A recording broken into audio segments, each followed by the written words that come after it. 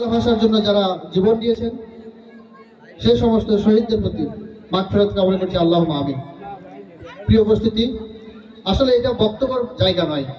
আজকে সাংস্কৃতিক অনুষ্ঠান, আমরা সাংস্কৃতিক বিষয়গুলোকে আমরা উপভোগ করব।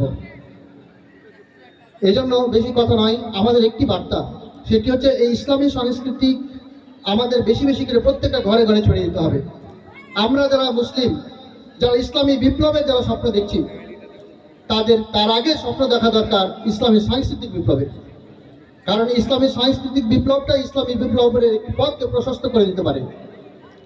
ইসলামকে, এই ইসলামী সংস্কৃতির মাধ্যমে ইসলামকে ঘরে ঘরে পৌঁছে দিতে পারে। তাই আসুন আমরা বেশি বেশি ইসলামের সাংস্কৃতিক চর্চা করি। আমরা বেশি বেশি এই ইসলামী সংস্কৃতিগুলোকে প্রত্যেকটা ঘরে ঘরে যেন আমরা পৌঁছে দিতে পারি। এই ধরনের সংগঠনগুলো যারা আয়োজন করছে তাদেরকে অশেষ মোবারকবাদ এবং ধন্যবাদ জানাচ্ছি। ভবিষ্যতে এই ধরনের আরো বেশি বেশি করে যেন আমরা আমাদের এই প্রোগ্রামগুলোকে বাস্তবায়ন করতে পারি, এই জন্য সকলের সহযোগিতা কামনা করে, সুস্বাস্থ্য কামনা করে আমি আমার সংক্ষিপ্ত কথা এখানে শেষ করছি। আলহামদুলিল্লাহ রাব্বিল আলামিন। আসসালামু আলাইকুম ওয়া রাহমাতুল্লাহ। আলহামদুলিল্লাহ, সংস্কৃতি মনা কিছু বক্তব্য দেওয়ার জন্য